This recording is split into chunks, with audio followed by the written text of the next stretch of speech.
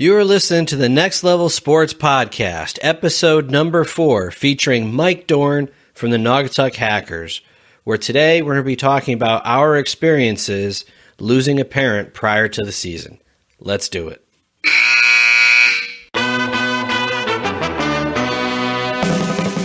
Welcome to the Next Level Sports Podcast. Take your game to the next level today by learning mental skills from top-level coaches and professionals.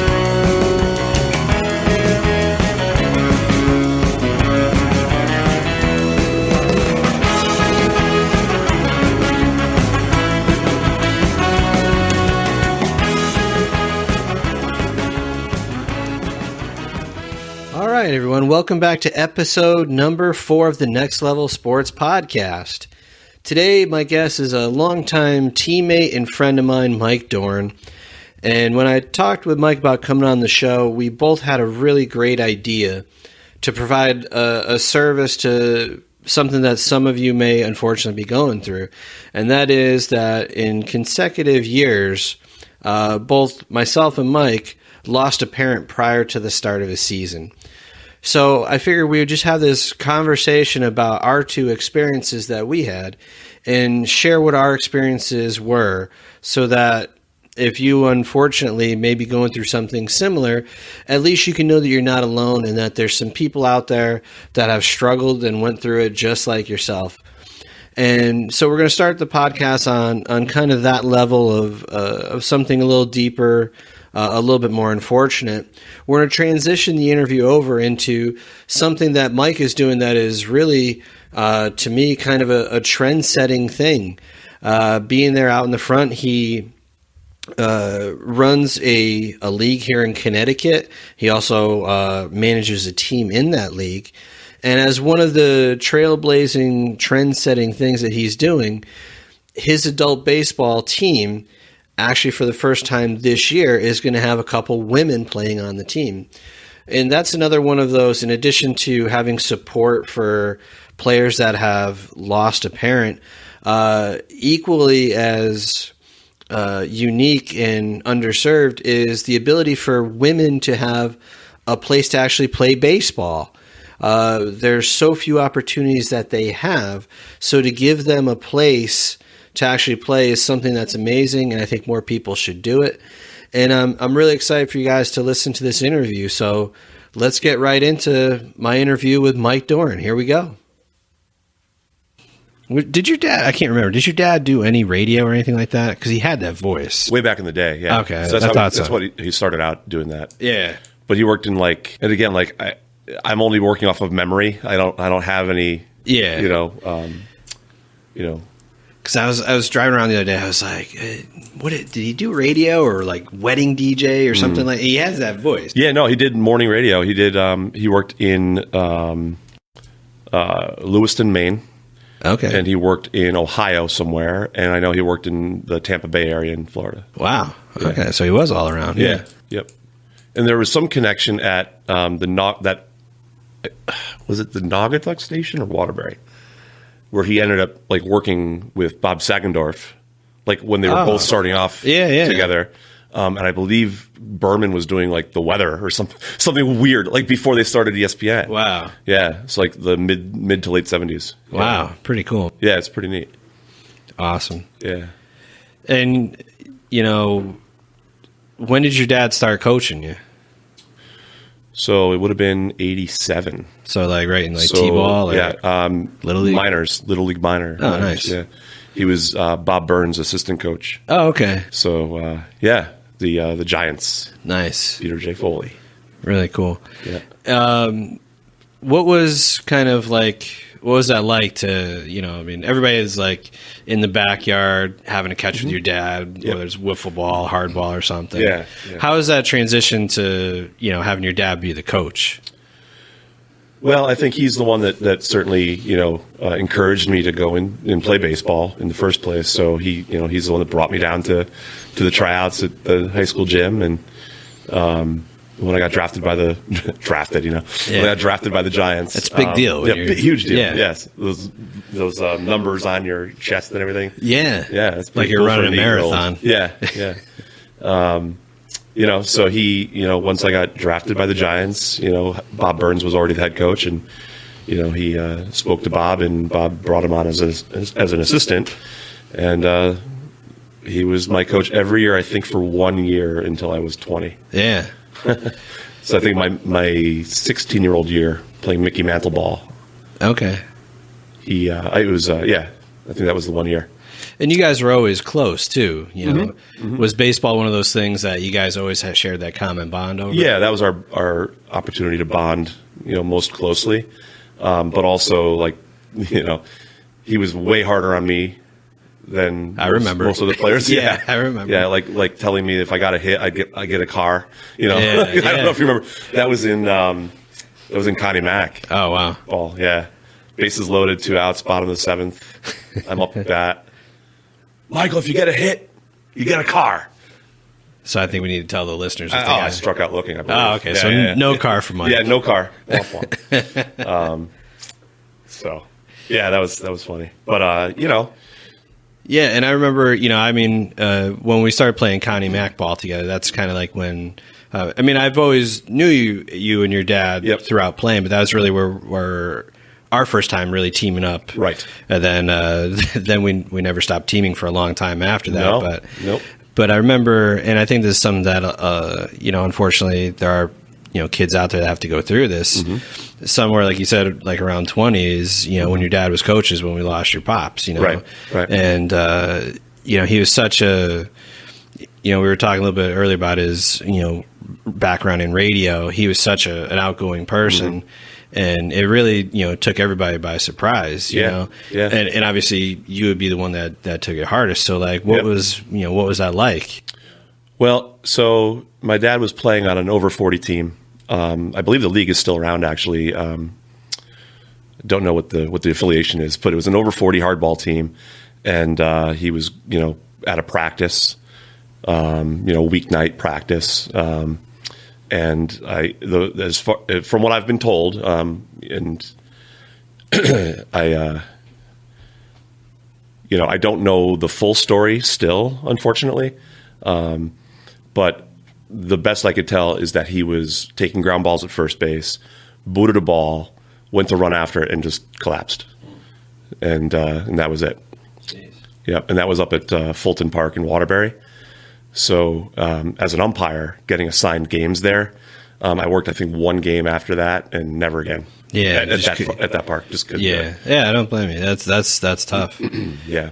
So, having to come back onto the team. I remember we wore the black band, the patch for your dad and everything. What was it like to continue on for you playing without your dad there? So that was a hard year. I was going to say, yeah. In a lot of different ways. Yeah. Because, that was my first year back with Naugatuck, because after I graduated from Connie Mack, there was no 19U ball. It was you're now on your own. And a lot of people just go play softball, and I wasn't going to, not to, Don't knock the softball players here. Come on. No. I respect it. Just not for me at that time. Yeah. So, when I had graduated Connie Mack, my dad was obviously still coaching the team. I believe you were 1 year behind me. Yeah. Yeah. So I found this league, the NABA, the National Adult Baseball Association, and found a team in Milford that I hooked on with. After playing there for 2 years, my dad finally said, "Oh, well, maybe I should start a team in Naugatuck for, to offer, those kids a place to play once they, age out." Yeah. And so the Naugatuck team was born, I believe, in 2001. And then I continued to play with Milford through the 2001 season, which was kind of fun because, got to go head to head with my dad's team. It was pretty cool. And then the next year, is when I came over to play with Naugatuck and for my dad. And I believe he passed a week before opening day. Yeah. So then going on, from there, I actually took a job traveling for, 3 weeks out of the month for the next 2 years. So it was really tough to focus in on the game and try to, balance the two things. So But yeah, I mean, I'll never forget my first game after he passed away. I hit my only home run ever that first game back. And I think I threw like a 2-hitter or something. It was nuts. I was out of my mind. Yeah. And like, there's something to be said about that type of thing, you know, like there's something there. Yeah. I don't know what it is. And I don't. Yeah. It's funny how that works, like that. Cause, you take a little cheap shot at softball players. I'm not going to get mad at you. No. But, it didn't mean that as a cheap shot at all. Yeah. The reason why I had you on is cause, we both lost parents prior to the start of the year. Yep. And in 2004, I lost my mom right before opening days, and I believe that was the year that started my time away from playing with you, as I took a few years off with an arm injury. Yes, so I transitioned over to the co-ed softball league just to get some exercise in. Yeah, and that first game, we were playing in Naugatuck. The cemetery where my mom was just buried is right behind the field, and my first at bat hit a home run. Hollow? Yeah, Cotton Hollow. Yeah. So the very first at bat, just like you, it's like there's some kind of weird. I don't know if it's divinity or whatever it is, but there's something in the air that first game. Yeah, it's like the toughest game in your life, but in some ways it's like the freest, like the most free. Yeah, absolutely. Yeah, that's really, really strange. And how is beautiful? How is because there was such a connection between. I mean, you guys have many connections, but there was such a connection between you being on the field, your dad being in the dugout, in the third base coach box. Sure. Like, did you see your time playing without him as an escape or something that was difficult to deal with? What was it like for you? Was it difficult to play the game while thinking about your dad, or was it kind of like... I was going to go even back further. I was sure. Say, like when he was there. Yeah. Because we butted heads like you wouldn't believe. Yeah, like, just I do remember that. Yeah. Very strong personalities. Yeah. He was nice to everybody but you. Yeah, exactly. But, I'd get the shoulder hug later on. After the game, But, I can remember him coming to watch me play when I was playing for Milford, and I was getting incensed that I'm pitching and he's literally standing behind the backstop, like just off to the side. So I see batter, catcher, umpire, dad. You know what I mean? And I'll never forget one time we were down at Nolan Field in Ansonia, and I just lit him up. I'm like, Dad, would you move? I'm sure I said some more choice words and regretted it, especially now, but there's little stuff like that where we kind of, nudged each other. Yeah. Was it? Okay. Sorry. And I know he was only standing there because he was there to watch me pitch, and because he cared to see to see me play, and I took it more as an annoyance, and I regret that. Yeah. So, and that was now you're saying that Connie Mack team that we were on, that was really, when you look back, a family atmosphere type of team. We can look over, without naming names, we can look over to the sideline and be like, oh, there's so and so's mom, next to so and so's mom, next to so and so's mom, and these are the people that carpool together to away games. Sure. It was really a family atmosphere. And looking back on that team, between your dad, my mom, we had a couple other kids on the team that lost parents too. That's right. They were all very instrumental into that team, into the upbringing of those players. Absolutely. So I know for me, what's that? It takes a village type of thing. Not to be corny, but it's true. Very, very it's true. When I think about trying to move on, or to, not necessarily overcome the grief, but to really just, it's not really an overcoming. It's more of just an adjustment to the new life. Yeah.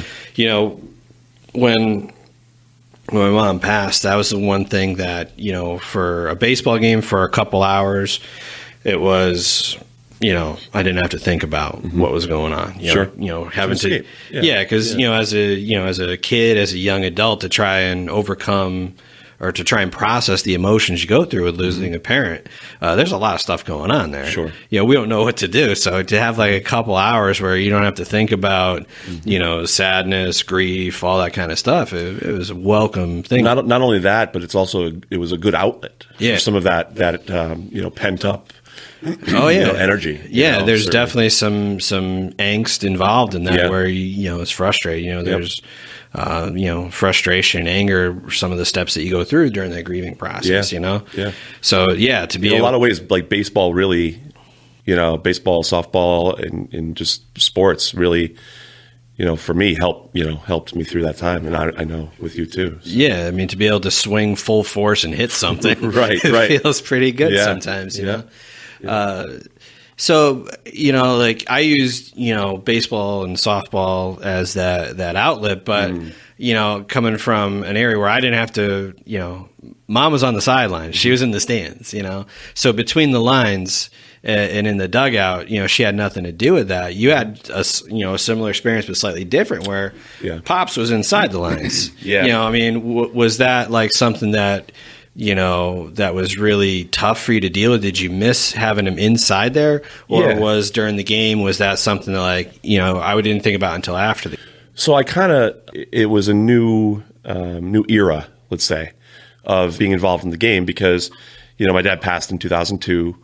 2003, I was traveling for work still, and then 2004 is when we decided to rebrand the team as the Hackers, and start kind of from scratch with the existing roster, and that was a real trudge that first season.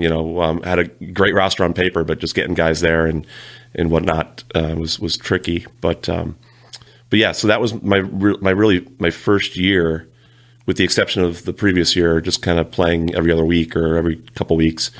2004 was really the first year where, I was, 100%, committed to a season, and not having my dad there. And I think that like the support staff that I had with me, the other co-managers and whatnot, really helped, get me through that year. But yeah, it was. So there were some internal struggles that you were going through still in 2004 because this was your first full year. Sure. So I mean, because everybody puts on that face in front of we're brave, we're tough, and some people are just naturally better at handling stuff like that. I think part of what really helped me is that there was a distraction because I was starting a team, basically. I mean, it was the same team, but just the rebrand and the whole thing.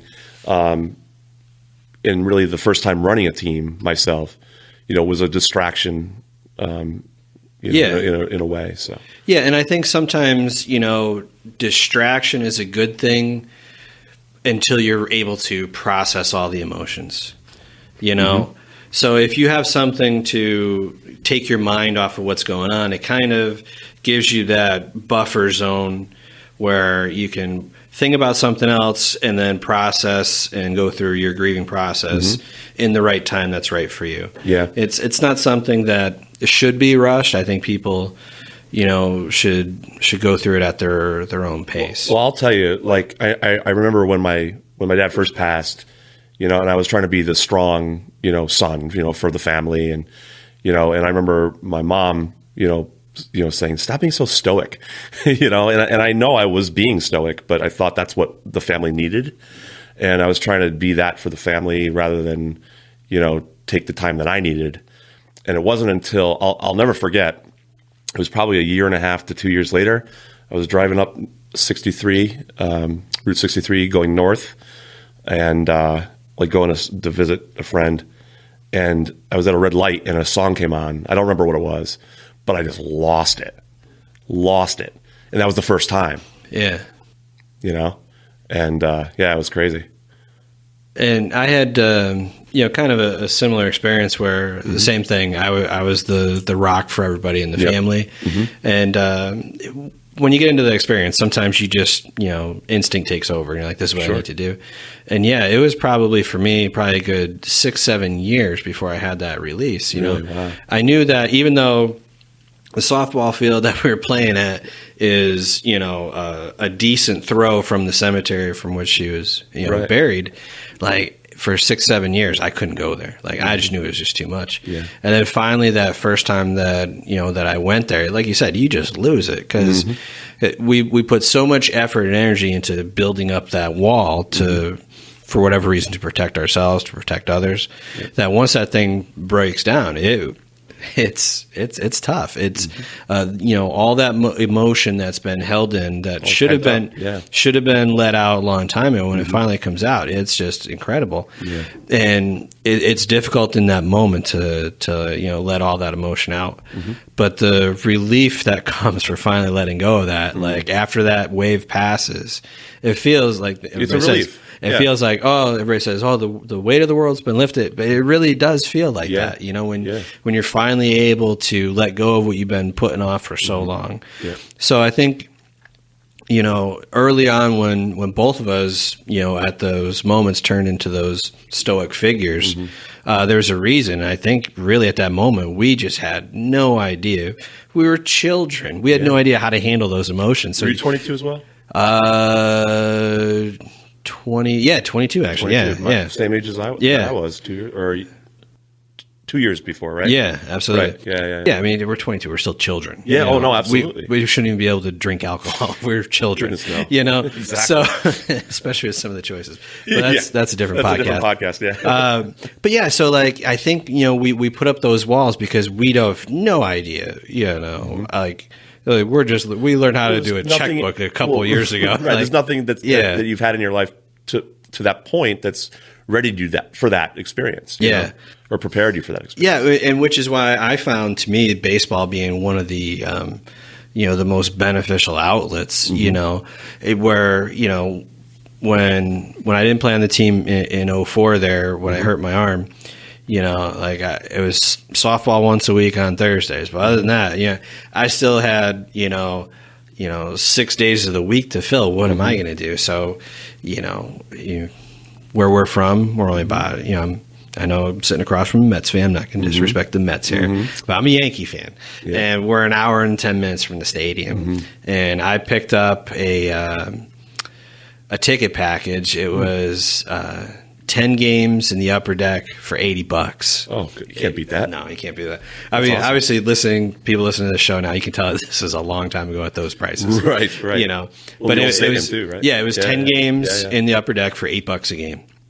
So, I would just, get in the car, drive down there, and for 3 hours, 2.5 hours, I'd sit in the upper deck, I'd buy the program, keep score with the little stupid golf pencil they give you. By the fourth game, I started bringing my own pen because that thing never writes. So, but yeah, and I would just keep score, and that was for the few hours of the game to the extra couple hours for driving. It was just like that outlet that I needed to just zone out for a while. You'd go alone. Sometimes I go alone. Yeah. Go alone. I've never been, shy to meet some strangers, so I just go up. Even if nobody else was sitting in my area, I'd walk to a different section and like, hey, you want to talk? You want to have go grab a soda? Cool. It was what I needed to get me through that moment. Sure. And in the same way that like once I got on the field, when I had something else to think about, whether it was what's the situation with runners on base? Where are we at in the game? Yeah. It's like finally a few minutes away from, trying to deal with these emotions of, losing someone, and, I was just as close with my mom as you were with your dad, Sure. and, they were there at every game, whether we wanted them there or not, they were coming. Yep. We had to, if we didn't want them to show up, we had to tell them the wrong field. They'd probably still find the right field eventually. So, when you lose somebody that's that close, that's important, that's been from so small all the way through, it's tough to lose somebody that, that big of part of your life and your baseball career up to that point. Sure. So, unfortunately we've known other kids along the way that, this has happened to. So, sure. You kind of find a common bond with other people that, that have also gone through it. As soon as you know that, like, hey, you've lost a parent too, all of a sudden, like, wow, here's this kind of new kid on the team, I know that they lost a parent. It's kind of like you have like a little instant bond with somebody. It's an unfortunately exclusive club. Yeah. When you think you're about right. it, You're right about that. Yeah. I mean, it's not a club we asked to sign up for. No. We couldn't be part of the 30 home run club. I think we hit 3 combined between the two of us. Probably. Yeah. Yeah. So I mean, it is an exclusive club, and it helps you grow up a little bit. It does. It's not something we want to go through, but it's great to have that outlet. Mm-hmm. What do you think? Even in the deepest, darkest moments, there's always that saving grace, that shining light. What do you think maybe the best thing that came out of that was for you? I think it's more of like the life lesson that came out of it. Just not take life for granted. I mean, my dad was 52 when he passed, and that's super young. Yeah, really. And to take care of yourself, and if for nothing else, for your family. And now I have 3 little girls, and and I want to be there for them. Yeah, absolutely. So, and I also saw that you kind of you saw the legacy that he was in the process of leaving, and I think that you've done a real good job at carrying over that legacy. From starting up a team to keep giving that gift of the game to other kids that are looking for a place to play. To managing the team. And we haven't mentioned on the show yet that we won several league championships. We should boast about that. We were pretty beastly there. Yeah, for a while. 3 in a row. 3. Well, let's even go back further. So, we started in 2004. Yeah. Right? We made our first championship appearance in 2006. Can we say how awful we were in 2003 though? Oh, 2003. Yeah, before the rebrand. Oh, we had people fighting. We were fighting in the outfield. Our team. Yeah, I've only heard these stories. Yeah, I was playing for Ansonia, but like these. It was legendary. Yeah, we were fighting our own players. The ambulance came that time. Yeah, that's right. Yeah. I mean, the turnaround was so quick, and then we had the rebrand in 2004, which you were part of, and then that was my first year away for a couple of years. And were you back in 2005? 2007, I came back. Oh, in 2007. Yeah, so I wait. I'll tell the listeners. So I waited till they built the team back up, and then I came in at the right moment for us to win a championship. Yeah. So 2006 is when you guys made it to the finals. Made it to the finals. We lost to Bridgeport. Yep. In the championship game at Quigley. Yep. And then we went on a 3-peat run. Yeah. We won 7, 8, 9. Exactly. Lost in 10. Yep. To Meriden. And we were back in the championship in 13 and 14. Yep. And we won in 13 and almost won in 14. And then I jumped ship. So. And then you jumped ship. So you're so like I think I'm your good luck charm. Right? Yeah, you're like the baseball fairy that came in that's right. Waved your wand over us. Yeah, that's what I like. I think that's going to be my new social handle is baseball fairy _fairy. Yes, I think that's right. baseball fairy is already taken. So, did you look into this? I own it. Oh, okay. Okay. Yep. That's my CB handle if I were ever to drive a truck. And there's also another. I mean, you were telling me about this earlier. There's another real interesting rebrand going on. So it was just Southern Connecticut NABA. It's been rebranded the Nutmeg State Baseball League. Correct. And so tell us a little bit about that change. Yeah, absolutely. So the last couple of years, there's been kind of out in the wind that our fearless commissioner Oz Ramos would be stepping down. So there's been some kind of preparation for that. So we got together as a group of managers. There's currently 8 teams. So the 8 managers got together and decided, we wanted to try to run the league as a manager's board, like kind of thing, fully democratic, type of thing. But then it came to light that we would need to have somebody kind of run point on a lot of the league affiliation items.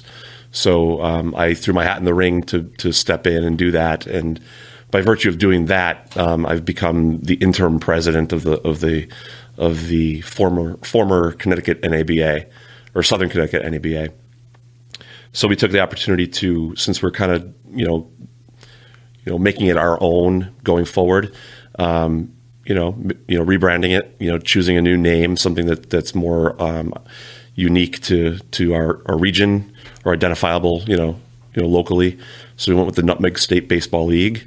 Apologies to the Nutmeg State games if that's an issue. I don't know, but we haven't found that out yet. So, but yeah, so we have a nice new website. We've got a nice new logo. A lot of excitement around it, and I think it's going to help our league to grow, and eventually, down the road. I mean, there's some things that we're talking about, 5-6 years down the road that are pretty ambitious. So I won't go into them right here in case they never come to light, or come to fruition. But yeah, it's a really good thing. We're one of the cool things is that we're abandoning the traditional all-star game in favor of an all-star team. So there's going to be one dedicated all-star team for the league rather than the two. So we're gonna use that as kind of like a barnstorming opportunity. And to play, interleague games, and also, exhibitions. We've got a very cool exhibition coming up with the Fire Department of New York. They have a club baseball team that is very good. They're going to be coming up to us. I think the field is still to be determined, but it's going to probably be in Bridgeport, just for convenience. Yeah, give them a little easier drive. Yeah, exactly. So, yeah, we're going to be playing, I think that's the Saturday of Mother's Day weekend. Nice. So the 11th, I think. Very cool. And the nice thing about that different take on the All-Star with the All-Star team for the league is that it really promotes, the league coming together. It's for unification purposes, right? Yeah. And what's cool is that it's not one set roster. It's going to be a revolving door. So every time we have a new event coming up, we're going to say, all right, guys, we need 2 representatives per team, and then if say Naugatuck, for instance, doesn't send a team or a representative, we then go back to the top of the standings and pick from those teams and work our way down the standings to fill in. So it's very equitable, and I think a lot of people will appreciate that we're doing it that way. And you guys are actually taking a really just a giant step forward. And speaking of, being equality, this year you actually have a couple girls on your team, right? Yeah, women. Nice. Women. Yeah. Yeah. These are women.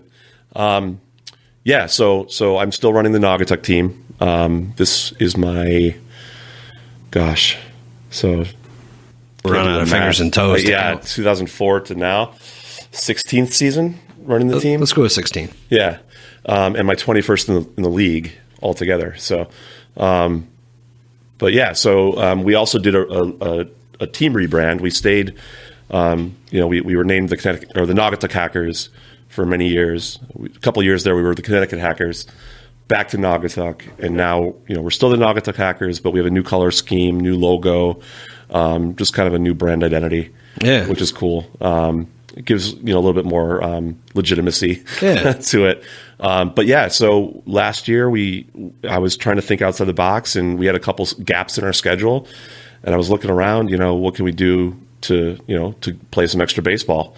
And I had an old contact with a female umpire named Perry Barber, who I had worked a charity baseball game with at Harbor Yard a couple years back, or 10 years back, and we'd stayed in touch via Facebook and social media. And I had reached out to her because following her on Facebook, I'm seeing all these, women's baseball opportunities and leagues and tournaments and stuff. And I thought that'd be cool to get involved with. So she put me in touch with a team, not so much a team, but a group of women that had participated in the fantasy, or the Red Sox women's fantasy camp down in Florida. And so there were a collective of women in the area that were willing to get together and host us up in Whately, Mass. And we went up there, and in the process, there were probably 4 or 5 women that I would have absolutely taken onto the Hackers, on our roster, no questions asked, because they're good ball players, and I like good ball players, and so there were 2 specifically, a lady named Jackie Reynolds and Beth Greenwood.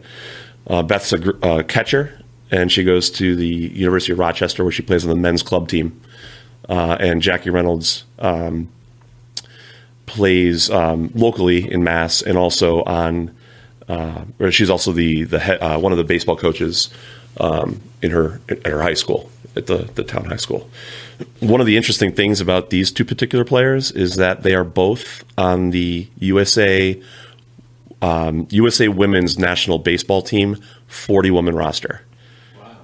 Yeah. So they went to I forget what they call it, like trials, like team trials, I think they call it, at the USA Baseball Complex. And last year, and they each were two of the final 40 finalists. So yeah, so it's going to be very interesting. Yeah. And you know, I've already, you know, obviously all my guys on the team are aware and supportive, and it's really cool to see, because I didn't know how everybody would take that. Yeah. That there would be two women playing with us, just because of the quote unquote traditional, the traditions that exist.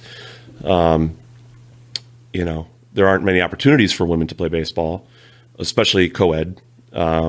So I'm taking this opportunity to kind of do my part to, help chip away at that ceiling, and it's gonna be great. And in talking to the guys on the team, like, there's already like a big brother mentality.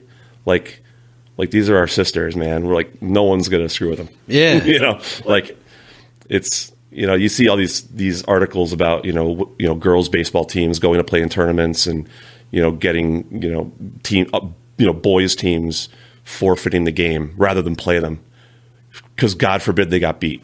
Yeah. You know what I mean? Which is just ludicrous. Yeah. So, Do you think that this has potential, even in your league, to open the doors where other teams in your league would, hey, there's a girl, a woman. Yeah. I said woman. There's a woman that can really play. Mm-hmm. We should bring her on too. I absolutely like to hope so, but I think it's going to take more than that, because it's going to have to start. It's started already, but it's going to have to be more of it needs to be more accepted at the youth level. Okay. So, Little League, I know it has, have a lot of girls that play Little League baseball, but then by a certain age, they say, all right, now you're going to go play softball. And that's not right. It's two different sports. Yeah. Like, baseball and softball are not the same sport, And, we could get into the whole thing. Should men be able to play softball at the collegiate level? Maybe. I don't know. I don't know the right answer for that. But certainly if women can play, are able to play baseball, why can't they play with the men or boys? Yeah. There's no reason. I agree. Just like, you're seeing now in football, female punters and, and things like that, so, or goalies, hockey goalies, yeah, absolutely. So I think that it's hopefully the start of a new chapter, in sports. Yeah. Just these legacy mindsets that people have just need to get over it. Yeah, and I think, like I said, I think you did such a good job carrying on your dad's legacy, mm-hmm. and then now, transitioning from, this is just something that, Dad helped start this thing, I'm going to keep this thing going, and mm-hmm. now you're transitioning, hey, I'm going to make this my own, now that you're kind of, the point guy for the league, mm-hmm. and, you're taking steps to create something new where, this isn't just an adult baseball league anymore. Mm-hmm. This isn't just, another wood bat league. Mm-hmm. We're going against the grain. We're creating something new. We're against the grain. I see what you did there. Yeah, I didn't even think about that one. That was good though. That's one of my go-to ones. Yeah. It just happens to work in this in this instance. But going against tradition. Sure. We'll say that. Sure. Where traditionally it's just a adult men's baseball league, mm-hmm. and being able to really open the doors for people that are every bit as qualified to play, yeah. and now they have this opportunity. So I think that this can be, this is really what, women who would like to play baseball need is, more coaches, more teams, more leagues, mm-hmm. that like you that want to offer this, like, hey, listen, if you can play, let's go, let's do this. Yeah, I would, I don't know if this is appropriate to do, but I would put out a challenge to every other hardball league in Connecticut. Let's do this. Yeah, challenge them. Go ahead. Yeah, let's go. The Nutmeg State Baseball League has women on some, on a roster. I challenge everybody else to do the same. Yeah, absolutely. And not, it's qualifications too. Like, these are excellent players. So we're not just trying to fill a quota or do something that's a novelty. Like, they earn their spot on the roster. You know what I mean? So it's not, a goof or, anything like that. This is like, I mean business here. Yeah. Yeah, it's all good. So, but yeah, like I said, I think that, I would like to see other leagues, take the same approach. And now the leagues that, would never consider, you think that's probably just, guys being too macho, too big ego. Yeah, but I think that's starting to dissipate. Good. I think I do. I do, because just from the reaction, not only on my own team but other teams in the Nutmeg State League, everybody has had a positive reaction to it. Everybody's like, "Oh, that's awesome!" Tell me more. Not like, Yeah. So no, it's good stuff. Now, do these couple of girls that are playing, women, that are going to be playing on your team, how has this opportunity been presented to them? Because you mentioned that if you're a woman and you want to play baseball, there are very limited opportunities. So, sure, did this something that they jumped at? Like, did you guys initiate that? Did they initiate that? I initiated it after that scrimmage. I approached them and one other woman who had actually relocated across the country. So that wasn't going to happen. There's some logistics. Yeah. I mean, if she could get here, that's totally cool. But, we're not covering airfare. No. So I had reached out, via social media, and I certainly had their ear right from the get go, and kind of just gave them more information, throughout the off season. And the funniest thing is when I put out we got new jerseys this year, so I put it out that I need X amount of dollars for the jersey, X amount of dollars for the player's fee. Take a wild guess at who the first two players to pay their fee were. Oh yeah, I can imagine. Yeah, so they're probably just so excited. Not only excited, but like committed. Yeah. Like which is just awesome. Like, I don't know. Like we haven't had the fortune of having them join the team yet because of obviously college and other things that are going on. So I believe next weekend is the week after Easter is the first week that we'll have Jackie with us, who plays shortstop and pitches. Nice. So I'm very excited to have her on board. Cool. Yeah. Awesome, man. Yeah. Well, we should have you back on so we can interview them and absolutely. See how their experience is going. Absolutely. And like you said, you want to throw out the challenge to other leagues. I'm on board. Let's start that. I appreciate that. Yeah, I know that there is people out there that are starting the women in baseball movement. And, well, I'll tell you what. We were down at Gus's cage, bottom 9, a couple weeks ago, and a girl walked in with her dad. And I'm like, oh, cool. And the first thing, and even me, I am sorry to say this, but I assumed it was a softball player. Yeah. Just because of, again, the norm, the expectation, the norm, right? And nope, she pulls out an aluminum, baseball bat, and I'm like, yes, nice, I had a girl, and I told her dad, I'm like, we have 2 women joining the Hackers this year. Come down, bring your daughter down. Yeah. Bring your daughter's friends down. Yeah, absolutely. And that's what's going to be great is like when teams start to embrace this or leagues start to embrace this, it's going to serve as a place for girls to come and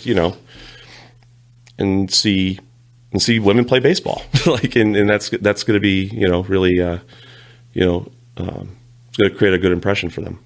Yeah, and I think the way you mentioned it too, that like your heart's in the right place. This isn't publicity stuff. No, this isn't a novelty stuff. These women can play, and they deserve every opportunity that they have in front of them. No, I wouldn't do that to my team. With I've got my name on the team. Exactly. Like I would never do that. If I didn't think it was the right thing to do. So, absolutely. Cool, Mike. Well, it's been good catching up with you. Great to see you, man. Yeah. And congrats on this new endeavor. This is awesome. Yeah, thanks, man. The podcast has been fun. The podcast recording is more fun than figuring out how to work the website, but we'll get there. There you go. We'll get there eventually. Sure. Do you want to throw out any social links, websites, anything like that, so people can give you guys a follow? Sure. So for the Naugatuck Hackers, you can follow us on Facebook at Naugy Hackers, Naugy Hackers. Also Twitter, same handle, and Instagram, same handle as well. And then for the Nutmeg State Baseball League, we're at nutmegstatebaseballleague.org. And also Nutmeg Baseball on Facebook, Twitter, and Instagram. Nice. And there's an email address too, contact at Nutmeg State Baseball League. Yeah, and that's for any men or women that would like to play. If you're interested about opportunities that would like to get on a team. Yeah, come on. We now have a spreadsheet with pool players, or players that maybe are too late, reaching out. So we'll keep them in mind for future seasons. Nice. And we'll just kind of have like a mock draft kind of thing. Excellent. Cool, Mike. Yeah. Thanks for having me on, man. Or thanks for you coming on here. I think you flipped the script there. I did. I see what you did. Yeah, you threw it. It's 10:30 at night on launch day. I had you on. Yeah. Let's go with that. I like that. Yeah. So now you got to create a podcast so we can make this sentence true. Perfect. All right, man. Thanks for you did it again. All right. All this shit's going to cut out. All right, Mike. Take it easy. Buddy.